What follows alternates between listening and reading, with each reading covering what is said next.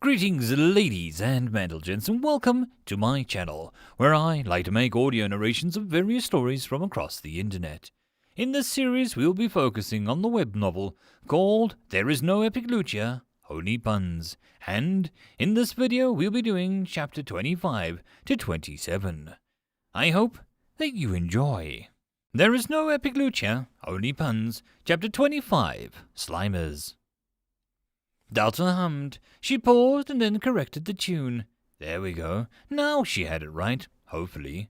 One day soon, Delta could find a way to record music in her head. What would she need that for? Magic songstones and a fully functional jukebox.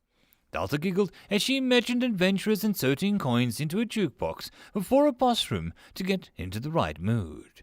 She would ask New about that. With the manor slowly filling up due to Dio and Rudy, she was having all sorts of ideas. First, she would make Rudy's diary in a restored state, from what she remembered of the menu. Rudy's diary holds many secrets and hints to great power, and many recipes for fish dinners. 15 mana.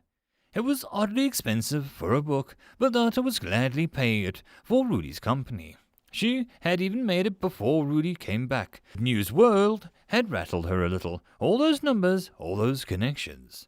Delta shook her head as Dio cheered when Rudy pulled out another yellow belly. She growled as the steel fish avoided her hook. Rudy threw the fish back into the water as she chased her quarry. Dio sang loudly as she turned the two fishes on sticks above the campfire. The two fish cooked lovely and Dio licked his lips. Spin, spin, cook, cook, lovely fish, cook for me. I'm Dio, and you are dinner. Let us have a good time. Dio's singing voice was... Delta had no words, the little song flowed from Dio's mouth. It was soothing and inviting while not being ear-breaking. How was that?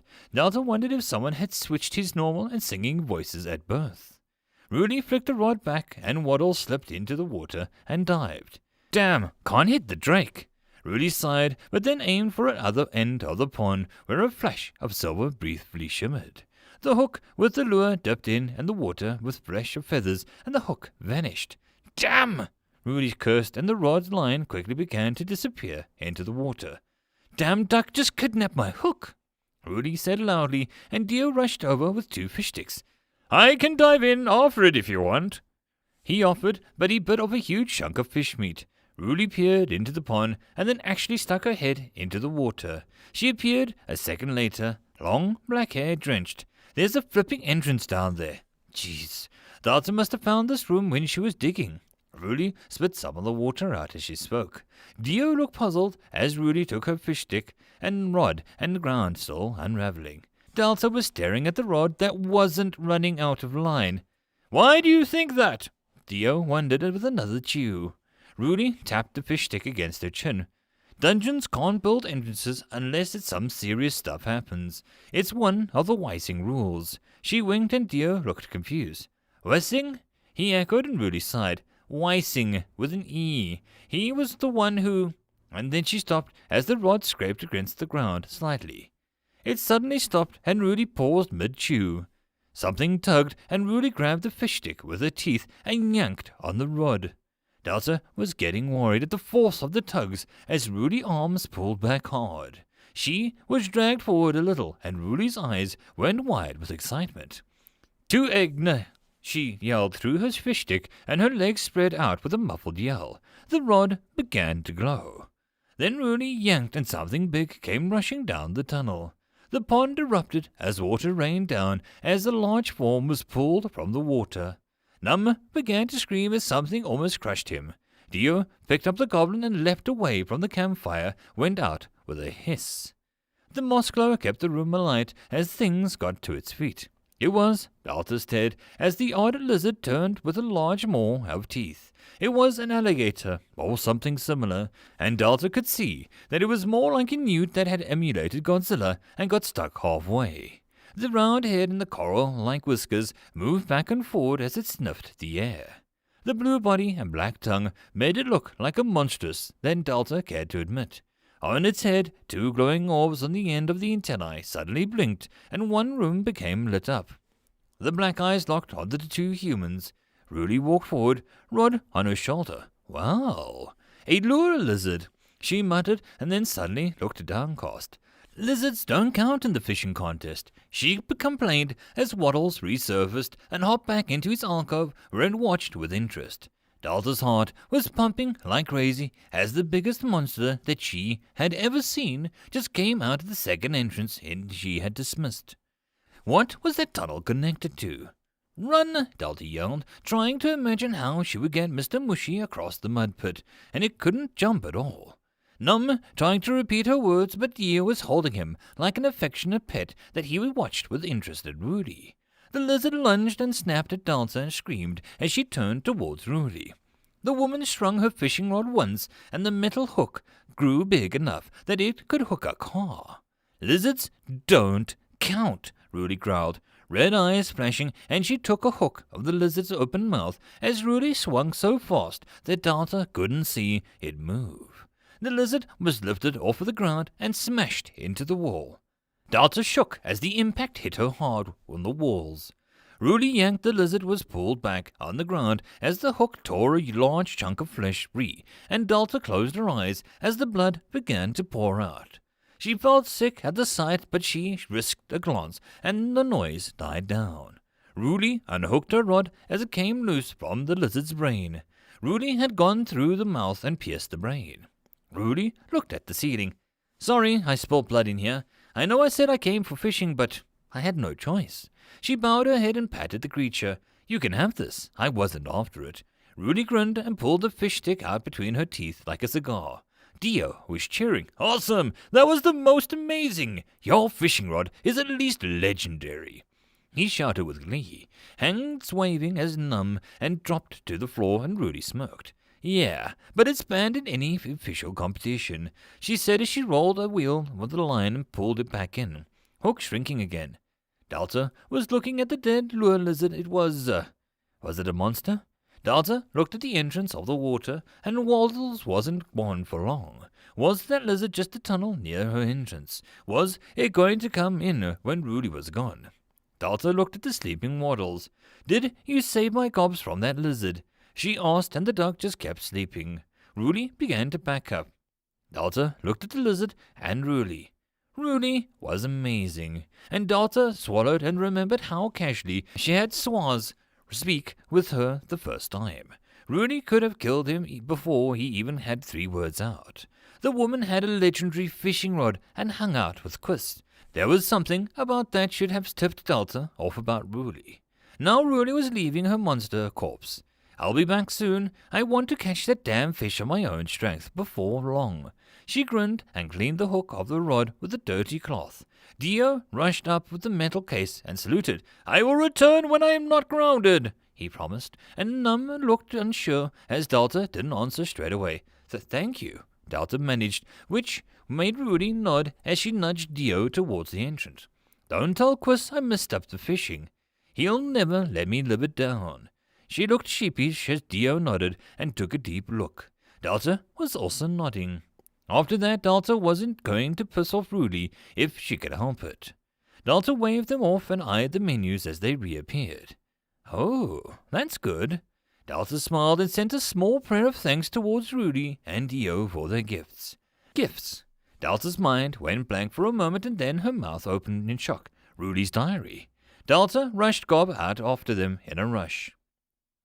Old Lady Josie, all Mila to her fellow warriors, inhaled. Her pipe lit up, and it seemed to be the only light in the dark of the night. She was waiting near the gate entrance of the village. The town had 2, and they were, after much debate, called the Gate of Trouble and the Gate of Monsters. Mila liked it. It was simple enough to remember. Her pipe lit up, and Gavin's leaves burned. Her lungs lit up as the dark poison infected them, and then instantly healed as the antidote was inhaled. It was the beauty of the leaf. It both killed and healed, and Mila was all about enjoying the most expensive time with the cheapest cost. Like being a village elder, she had all of the perks but none of the real problems. She sat down, made a choice, and then went home. She didn't have to enforce the rules, didn't have to write them down, didn't have to remember them, and best of all, didn't have to follow them unless her fellow elders made a fuss. Corruption it may be, but no rule really stopped anyone here. Mila inhaled, and her eyes stared into the distance. Power stopped by foolishness. Quiz could stop Ruli. Elder Pick could stop Quiz. Elder Haldi could stop a lot of them. Mila pondered that for a moment. This town was a happy accident. Mila could stop most of them. A select few could stop her. Mrs. Dabergost had the advantage, but if Mila struck first... that was over. It was the old killer inside her still struggling to surface. The Wolfbane of Durance was her name. It explained nothing to those that she met, or newcomers. Sure, wolves were a problem. It was always a pleasure to see someone's face turn pale when Mila said that she had never hunted wolves. The gate's two lumps, so dim, moved in the wind. Mila looked down in the road and saw her daughter return with a wild child, Dio. Woodcutting and nature enjoying, yes. Rudy looked like she hadn't done either. Her rod had lingering magical energy, and Rudy had used a weapon recently. She moved the pipe to the other side of her mouth. Truly Darknessbane was her daughter, and yet the girl was the most disrespectful to Mila of the entire town. Maybe leaving the girl in the abyss for a year or two was harsh. Rudy talked loudly as she mentioned to the angry man-child, Quiz. In her hands was a book that Mila knew was a girl's ruined journal. It looked good. Mila smiled as she moved into the shadows without a sound. They both screamed so wonderfully as she cleared her throat. Delta moved quickly and with a menu dinged. Mana 64, DP 117. Her mana had 79, but after gifting Rudy her diary back, it dipped slightly. Her plan was now going to be to put into action. Delta laughed with a cheer as the tunnel just got outside of the pond room began to empty out. It stretched and twisted up. She hummed as Swa and Num watched with interest as the ground just vanished. While Delta waited for it to finish, Delta explored her gains. Lure Lizard absorbed. Lure Lizard monster unlocked in the monster summon menu. Unable to summon unless the level is specialized. This is new. To the head of your question, a specialized level is a level dedicated to the theme or element. This monster requires a high level of water to exist, as it lives mostly underwater. And the pond room will not hold such creature. I suspect that the first level is free of any such title, however nature-like it appears. Slingshot absorbed. A gift from Dio. Rubber unlock. Special upgrade for goblins unlocked. Fairy tale book absorbed. A gift from Dio. A small knight statue made of wood absorbed. A gift from Dio. It seems well loved. Delta smiled at the gifts. Dio was really a sweetheart. She was going to make this dungeon somewhere Dio could explore and have a great time. Her goblins were friendly and her mushrooms were aplenty, and her boss farted, and nothing was going to go wrong. The tunnels finished forming, and something flopped out of the cave on the tunnel hadn't ran into. A room, which made another room for Delta to claim. Enemies detected. The room cannot be conquered until foes defeated. New warned, and Delta looked down confused as something oozed out of the room and over the other moving slime thing. It wasn't cute, it wasn't round, and it wasn't slow. The wet-looking corpse covered in slime shuffled back to its feet. Delta backed away from the empty eyes and mouth and made a tiny shrieking noise. Oh God, oh God. Delta moved slowly back and down the tunnel. What is that? She whispered, and New appeared with a warning noise. From the Book of Fairy Tales, Slimers, lost children who fall into rivers who come back as algae-covered corpses. They feed off the living. Due to Hob and Gob, I sense a feeling of hatred inside of these Slimers.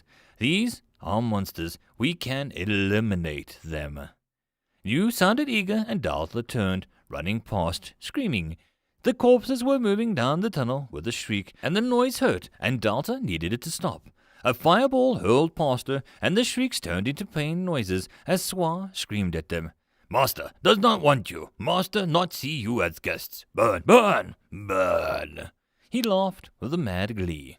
Delta looked at a goblin with disdain, and she ran behind him, scared. The Slimers kept coming, and Delta's eyes went wide. Were those things able to breed? There was way too many of them. Delta watched as another burned, and an arrow flew past by, and Billy the Archer landed with a narrowed expression. Master says, begone. The voice was raspy for a goblin. Another arrow struck the Slimer's knee, and it fell over. Delta felt hope bloom, and Num waved his toothy club with a wild look in his eyes. Her monsters were going to defeat them. Delta stood up and, with a single finger, pointed at the disgusting things. Defeat them, keep my dungeons safe, get rid of these things for my friends. She begged, and her goblins all roared in response. It was these things, or the next person who would enter her dungeon. Mad monsters or human life. The ones who wasn't listening or communicate, or who treated her like a friend. Emotions inside burnt like a Slimer's in front of her. End of chapter. There is no epic lucha, only puns. Chapter 26, Special. Delta watched with a little fascination as the last of the Slimers fell into the mud pit.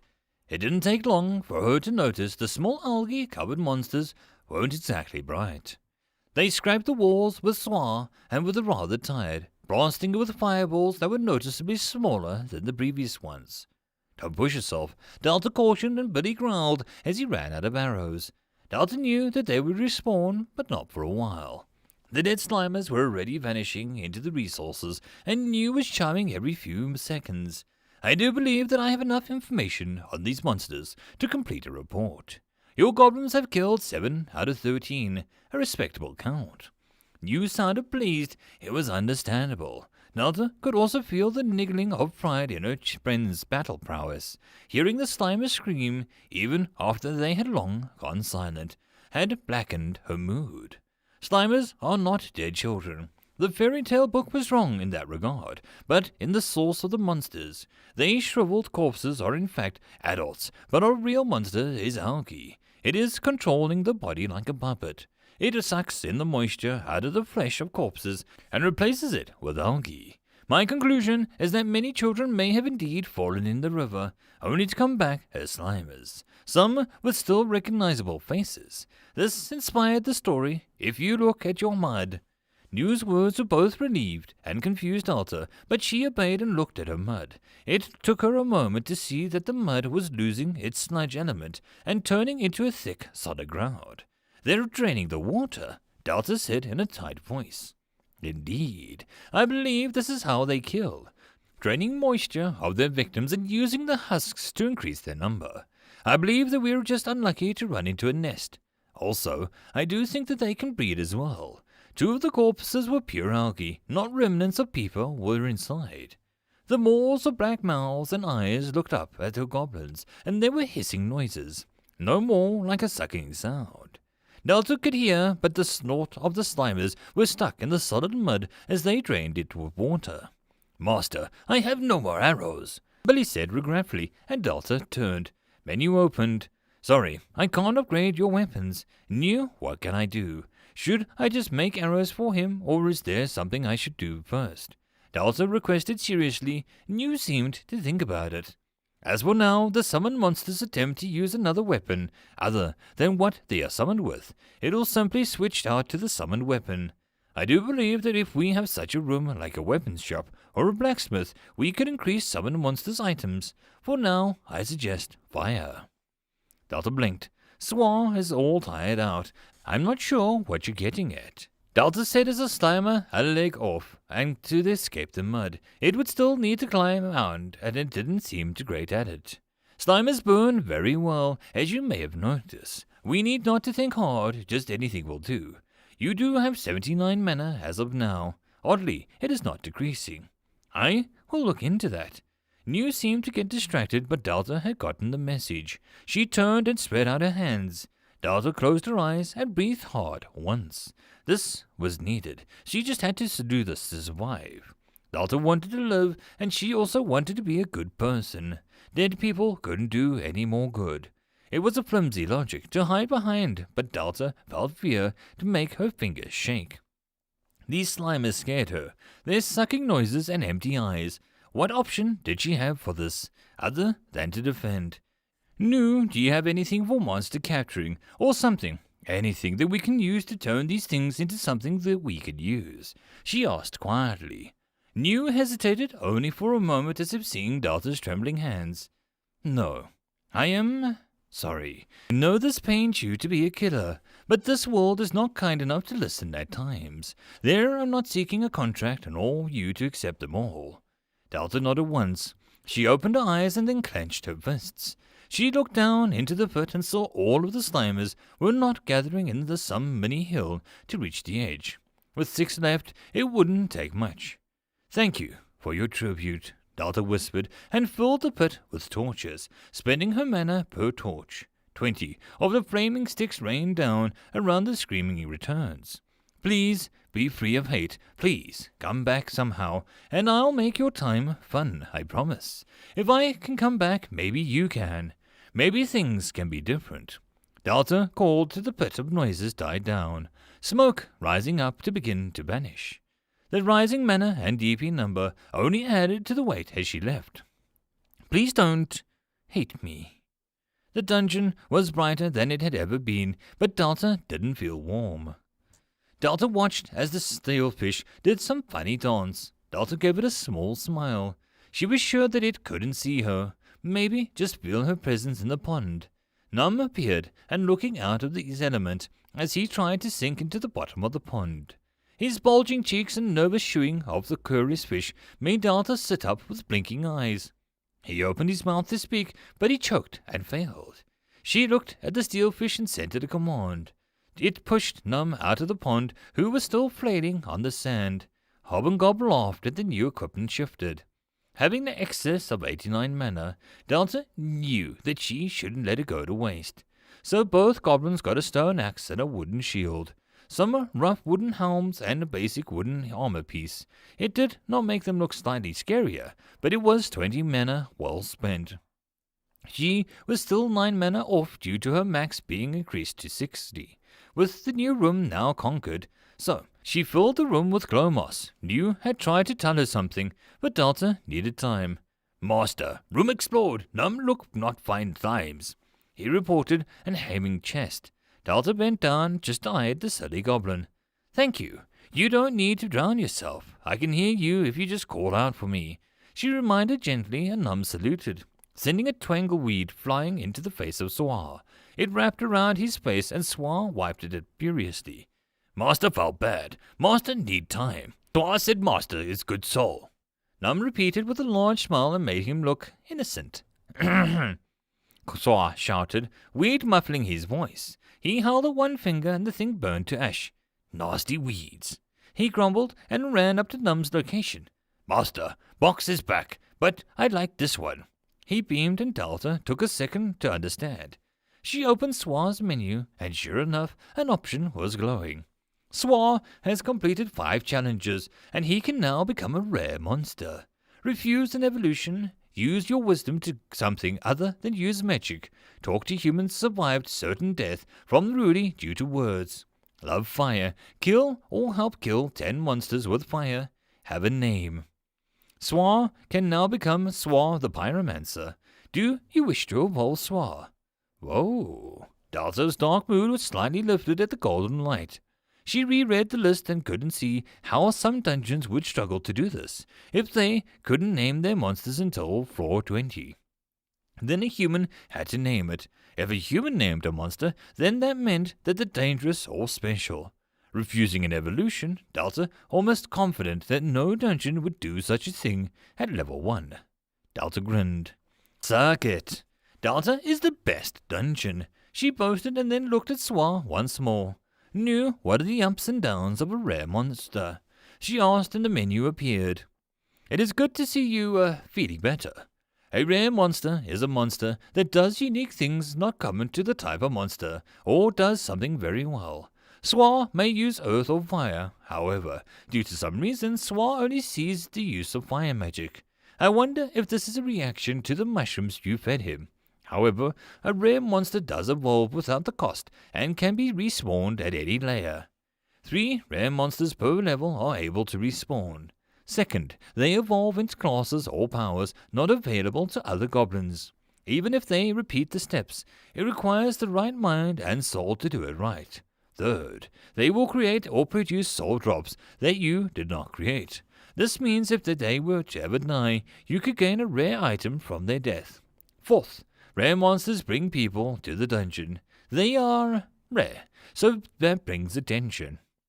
Things may not be good for you, so I suggest creating a loot that Swa may drop if found, if nothing more than that to fend off the curious. Delta watched as the menu grew larger and larger as New rambled. So Swa is going to be unique, respawning loot-creating badass. She summed up and New dinged in agreement. She hummed and eyed Swa, who was dancing with excitement. Do you want to do it? She asked, and Swa almost cackled with a cheer. Delta couldn't help but giggle with him. The mud pit needed cleaning, and her values felt stupid as she hypocritically tried to stay peaceful while burning things alive. But her friends made her moment feel okay. I will allow you this evolution, Delta shouted, and Swa began to glow. The golden light engulfed Swa until even Delta couldn't see him. Honestly, Delta expected a black choir to pitch in and have random church windows smash as Swa transformation died down.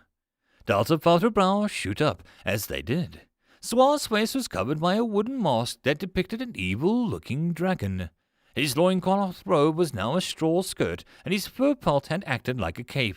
Some red beast now that had the color of a new sun. His staff became a blackened, and the tips glowed with embers.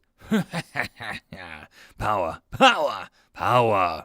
Swa crowed, staff erupting with fire. And then the Waddles, rudely woken up from his nap, sent a wave of water at him with a furious flap of his wings. Swa looked less majestic after that, as his staff steamed and his mask tilted to one side. Swa's face had markings of red bands along one eye. Master, I wish to burn the duck, he said with a growl, and Delta giggled again. You look great, she praised, and Swa puffed out his chest as Num stared in awe at the mask while Billy eyed the staff with interest. Delta held one finger to Swa. Swa, the pyromancer, rare. Loot, ember staff, a staff made with lightning struck a tree and the goblin sitting on it. Mask of mild alarm, startled those who spot the mask out of the corner of their eye. Goblin potion of health, weak, a potion made of mushrooms as the key ingredient. People find it odd, I find it odd. Why mushrooms? It really was amazing. Delta followed her goblins as they headed to the new room. If you're feeling better, I would like to state that what I was saying before. I do believe that we have found the reason for the numerous Slimers and a purpose for the next room. A mana spring. New's words made Delta hurry faster into the new room. A spring of mana, like a fountain or something. She asked, and New's menu kept up pace. A natural source of mana. Many exist, and they come in many levels of purity and rarity. This one seems to be rather common, but I do believe that it will have a great boon for us. I mean, it made the Slimers gather in numbers. Delta moved into the room and saw it for the first time. It was a rounded space with many trenches and alcoves.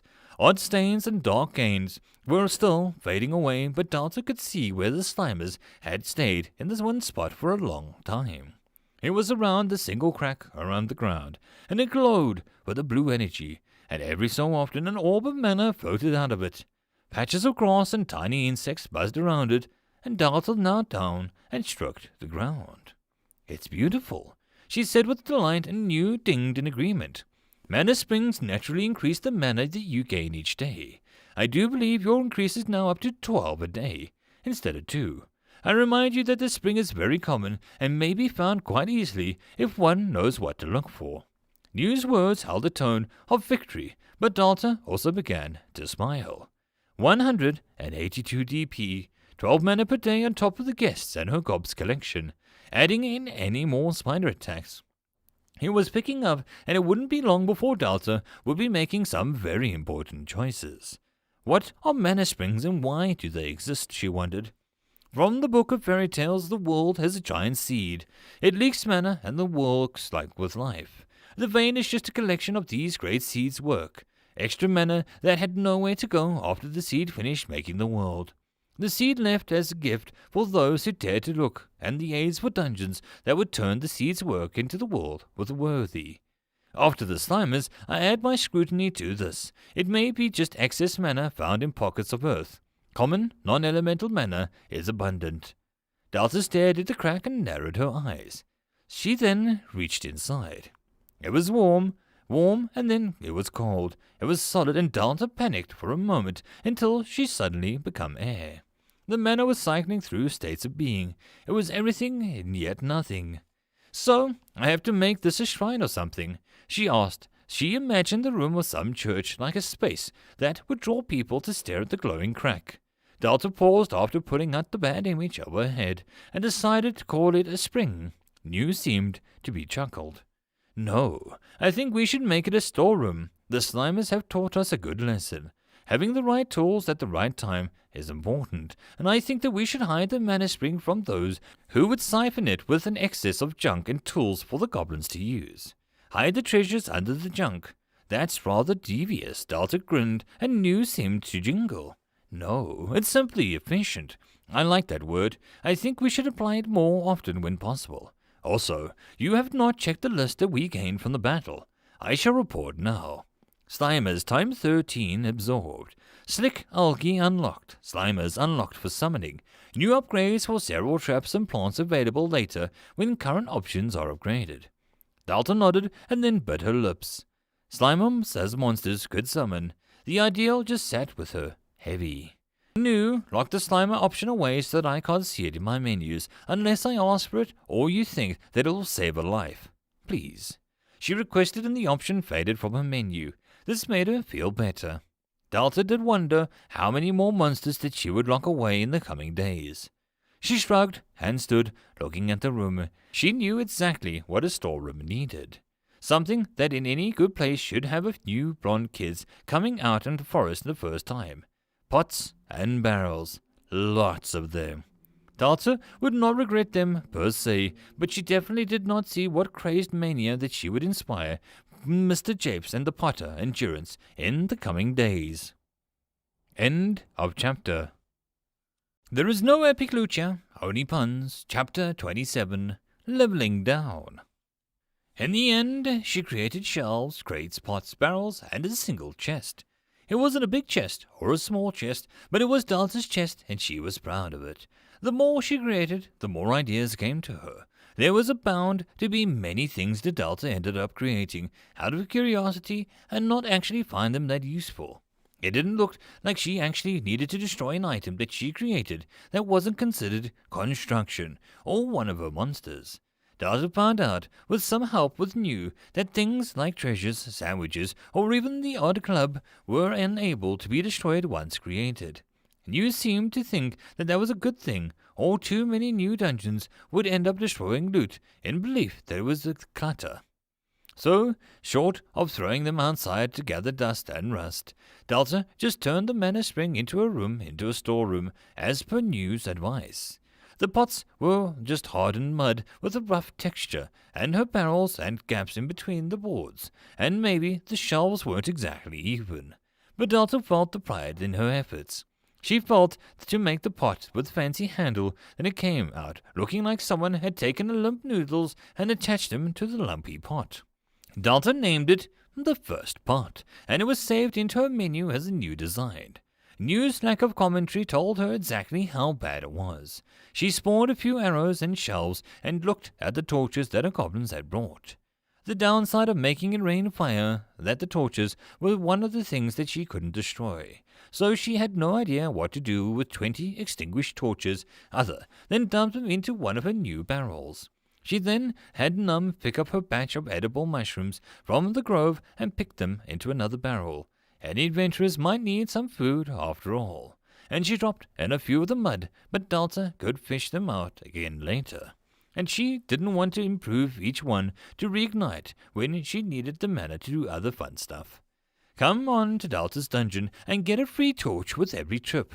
She tried aloud and her goblin shared a look, and Swa muttered, "As a frigging mushroom," he said, nudging Buddy, who looked down with a grin. Delta just glared at them. Sure enough, several types of mushrooms were already appearing in the room. Lumen mushrooms made bottom shelves glow with a pale blue light, and the ever-present rot guts. A few edible ones appeared, and Num plucked one and ate it. Delta grinned as she thought of Bacon eating the lumen mushrooms and shooting lasers out of his rear. But then Delta hoped he wouldn't.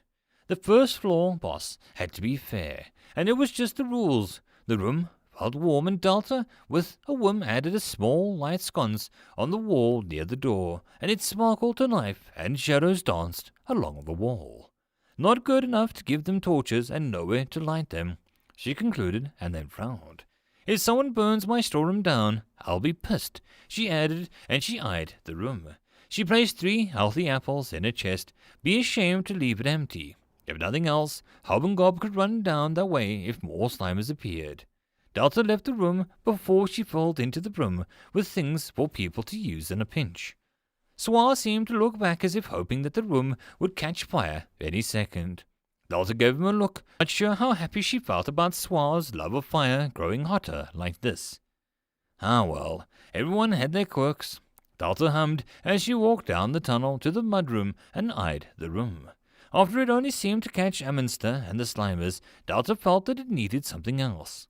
First, she formed a tripwire just above the logs. Someone had to be above 7 feet tall to hit it, so Delta was sure it would be fine. This would catch people trying to take a flying leap with the magic or something. She had Num throw Billy at it, and the wire snapped as it slowed Billy down enough, and he landed with a crunch on a solid log. Delta nodded. She didn't need super-fast speedsters being decapitated if they did a Leroy. Still, catching a spider off guard was always welcome. Next, she took one of the sinker logs and applied a sticky trap to it. It flashed, and Delta honestly couldn't see the difference between that log and the other one. It wasn't dangerous, but it would add some risk to the room if people had fast reflexes. These traps weren't permanent until she tried them into the room, but as a prototype ideas. It was just worth testing it out until she had the DP to spend. The stick trap looked like it would have a few uses in it before it became despunct anyhow. That juicy 182 DP tempted her, but Delta shook her head, using her inner adult to remain stalwart in her goal for a 2nd floor. Overall, she still had 34 mana to mess around with, and Delta tapped her chin. She could already see what would slowly become her biggest problem as a dungeon core. Choices. Should she do that thing, or maybe those things? What if she did one thing and it unlocked a whole new world? Delta was spoiled with choices and which were making things harder as her new life settled. She shrugged and headed to the grove. Delta guessed that she could only do what it felt like it was good choice. Sure, she could have New go over everything in her dungeon, reporting what was valuable and what was needed, and what could maybe make mana generated 2,000. But in the end, it just wasn't Delta. Efficient planning turned into perfect planning. Delta guessed it would be good for everyone involved, but if she had to wait until something was perfect choice, then she would never get anything done around here. She patted boring and flexed her fingers with a smile. She opened the menu and selected a gift from Mrs. Dabbergast. It was a mushroom, and everything about it made Delta narrow her eyes with suspicion, but she found it on multiple occasions that an item absorbed did not carry a taste. Maybe it did taste great, or maybe it was just her new Antichrist. She just did not know. After all, absorbing the thing did not taste of anything, as it was mixed with many other items at the time. Delta may never know unless someone brought another one in. So she spawned it. The thing only cost 2 mana, and it sprouted off to one side as she read the menu of it. Spotted redcap. The mushroom is so commonly depicted in stories and artwork that the true name got replaced over time. It is charming if not completely mundane. 2 mana. It was a harmless, and Delta could appreciate it for being so. Welcome to the grove. Enjoy your home. She nodded with a little round mushroom appeared, and the white spots and the red under the skin made it look cute, and the mushroom ornaments of the old ladies put next to the gnome statues. She opened up the grove menu and selected the grove to start making some more for the dungeon. Delta guessed that it was all right that she could enjoy the nice mushrooms. It did give her dungeon a fairly kingdom-like vibe, and she checked on the wiring plant and saw nothing had changed. Do plants grow over time in here? She asked, and New appeared with a ding. No, not unless you upgraded to do so. A room with a particular job could do it, but I doubt we'll unlock something like that for a while. Delta guessed that was fair. She decided not to place the medieval fern or the silverleaf plant until she had a better room. It would have been something pretty cool. Delta grinned. Maybe it would be A power plant. Delta snorted and took a moment to calm herself. Delta hummed as she read her grove menu. Mushrooms. Produce. Godrod mushrooms, 9 mana. Crunchy mushrooms, 2 mana. A slightly odd mushroom that, while not as all that good, can provide some nutrition, leaves an aftertaste that lingers. Lumen mushrooms, 1 mana. Spotted redcap, 2 mana. Rather mundane. Develop. Develop mushrooms with a weak hallucinogenic properties, 6 mana. Develop mushrooms with a weak hallucinogenic properties, 6 DP. Develop mushrooms with a deadly poison, 44 DP. Develop mushrooms with a peaceful air about them, 5 DP. Delta grinned as more options became available due to her adding the mushrooms to the grove. Same it took the new mushroom to get it. However, with the tongue sticking out a bit, she swiped right to see what the actual room had for upgrades. Grove upgrades. Have spotted redcaps grove on their own in this room, 5 DP. Allow Guardian to eat mushrooms to gain bonuses during battle, 20 DP. Allow you to create crossbreeds within the room, 30 DP.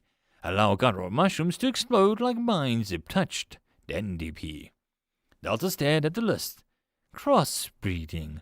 She rubbed her hands in a nervous gesture. Delta wasn't sure if she wanted to take the first step down the evil scientist route.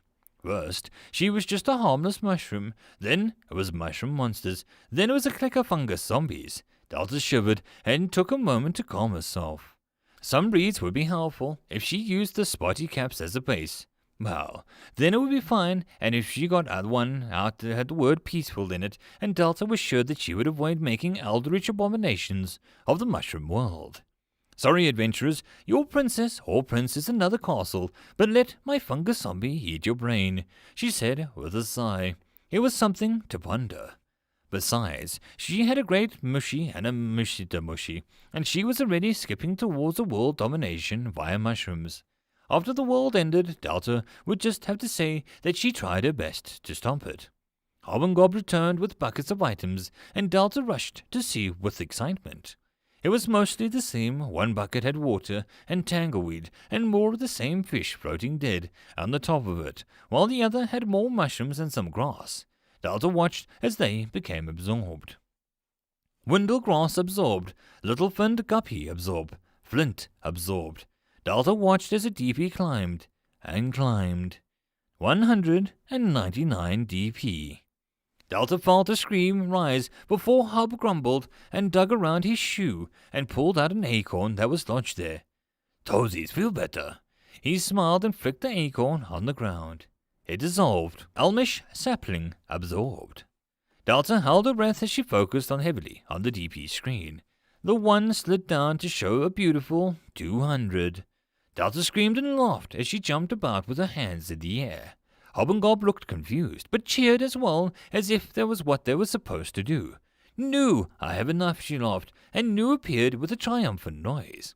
Excellent, no more waiting. Let us delve into our destiny. Would you like to purchase a second floor? 200 TP. Delta couldn't hold back her grin, and she hit the confirm and the menu vanished. Then shaking happened and Delta became lightheaded. She became rather tired. Sleep. This will be unpleasant and I cannot shield you from it as far as you are aware. No? What? Delta began, but her eyes drooped as a buzzing filled her head. She winced as her head felt like something was beginning to draw into it, and began to hurt badly, and Nu appeared brighter in her face. Sleep, Delta. Sleep. Delta slid down the wall, and shaking became more pronounced. Then darkness claimed her. It was a blissful, pain-free, and Delta hummed into her sleep. Quiss grabbed his drink from the pub, and Ruli looked around with an odd expression. Her red eyes met his grey ones. Delta was all that she had to say, but it was enough. It's too fast, even for her. Quiss argued back, but the glass crackling slightly under his fingertips, Ruli just stood as best she could. One way to check.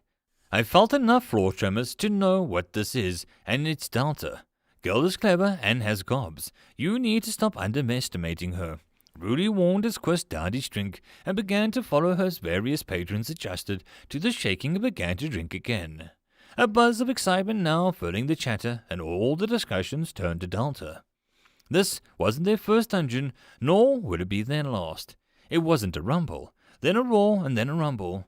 It was the point of the Haldy's cheese was experimenting was going wrong again. Quest shuddered at that thought. Nor was it a rumble, screech rumble that would suggest Dabbergast. This was a rumble, grind, grumble. And it was a familiar noise if one delved into dungeons long enough. A new floor appeared, and it had only been 5 days. This was beyond odd. This was now reaching bizarre territory, and Quist did not use that term lightly around here. He nodded to old Lady Josie as she climbed down the stairs from the second floor of the pub. Her posture was one of haunting, and Quist forced himself not to meet her eyes. He licked his lips in a nervous gesture and left the pub quickly, turning the corner so that the woman couldn't eye him as a fleeting prey.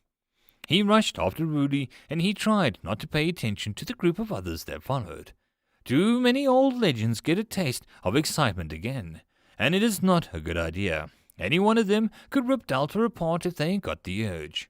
Quist pulled his peacekeeper badge out and stuck it to his coat. He hoped that Delta would appreciate the fact that he was doing his job with some iota of seriousness. He spent the next hour pushing and herding the public back to town. Quist hated working. End of chapter. That, my friends, concludes this episode. I hope that you enjoyed. If you wish to support the author of the story, there will be a link below. If you wish to support this channel, there are multiple ways to do so, which will all also be linked below. But the easiest way would be to subscribe and share my videos as much as possible. And until next time, I hope you all have a good one. And I'll see you all in the next video. Cheers.